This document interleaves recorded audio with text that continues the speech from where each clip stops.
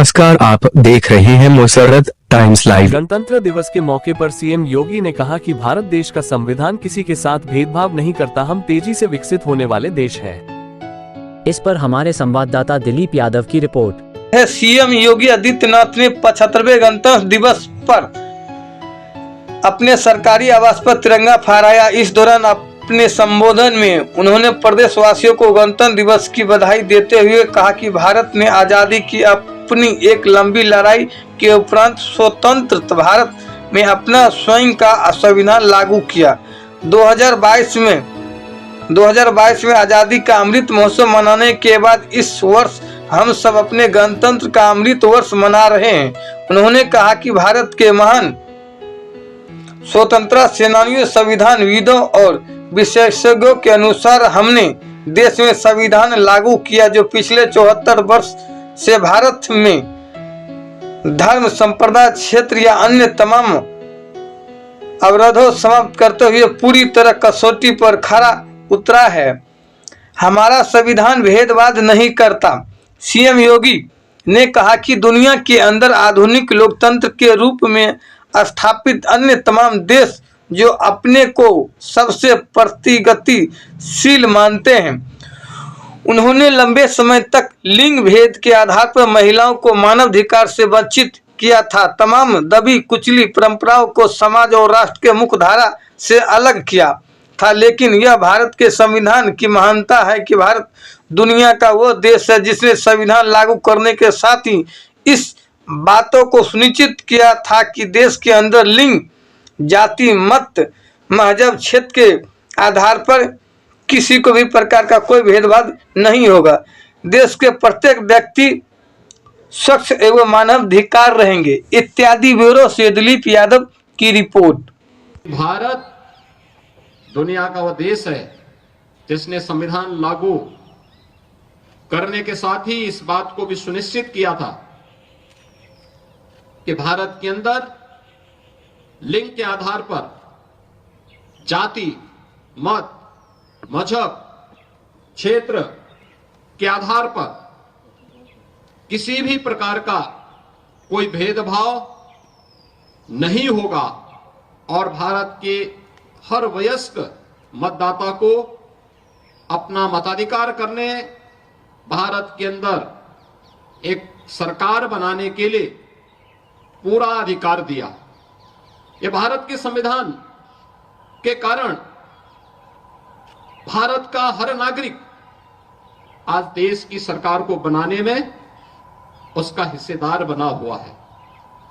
हमारा संविधान अनेक उपलब्धियों से भरा हुआ है और इसीलिए उन उपलब्धियों को ध्यान में रखते हुए अगर इस संविधान हमें अधिकार देता है तो हमारे कर्तव्यों के प्रति भी हम सबको आग्रही बनाता है। आदरणीय प्रधानमंत्री जी ने पूरे देशवासियों का इसी बात के लिए आह्वान किया कि जब ये देश 2022 में अपनी आजादी का अमृत महोत्सव मना रहा था तो उस अमृत महोत्सव वर्ष में उन्होंने देशवासियों का आह्वान किया था कि आगामी 25 वर्ष की एक व्यापक कार्य योजना को लेकर के हमें आगे बढ़ना होगा। इन 25 वर्षों में हम कैसा भारत चाहते हैं, यह हम सबके संकल्प को जमीनी धरातल पर उतारने के इन 25 वर्षों में अगर अपने कर्तव्यों का ईमानदारी पूर्वक निर्वहन करते हैं तो 2047 आने पर भारत दुनिया के एक विकसित देशों की श्रृंखला में खड़ा होगा, जहां पर हर भारतवासी न केवल अपने देश और अपनी प्राचीन विरासत पर गौरव की अनुभूति कर पाएगा, बल्कि वह अपनी वर्तमान को सुखद और सुंदर बनाने के साथ ही अपने भविष्य को भी उतना ही उज्जवल बनाने के लिए प्रति पूरी तरह आश्वानित होगा।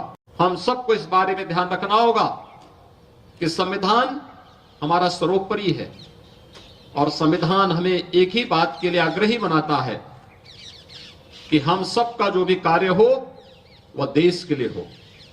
हर काम देश के नाम, अगर हम देश के प्रति अपने इस दुनिया के सबसे प्राचीनतम राष्ट्र के प्रति अपनी श्रद्धा और सम्मान के भाव को व्यक्त करते हैं, हर व्यक्ति, हर जाति, हर मत, हर मजहब, हर संप्रदाय इस देश के अंदर अपने आप को सुरक्षित महसूस करेगा।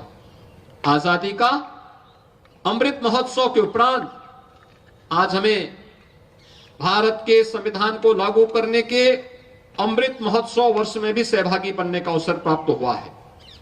और ये दोनों एक साथ अगर चलेंगे तो देश की संविधान की रक्षा और संविधान के अनुसार अपने कर्तव्यों का निर्वहन करके हम लोग अपनी आजादी को भी अक्षुण्य बनाए रख सकते हैं और भारत को दुनिया की एक सबसे बड़ी ताकत के रूप में स्थापित करने में अपना योगदान दे पाएंगे।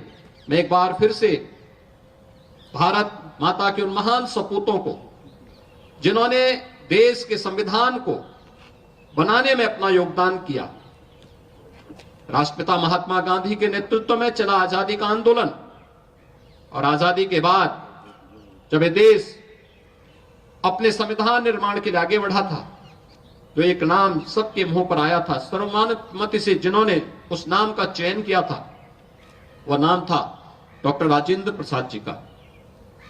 राजेंद्र प्रसाद जी ने देश के संविधान को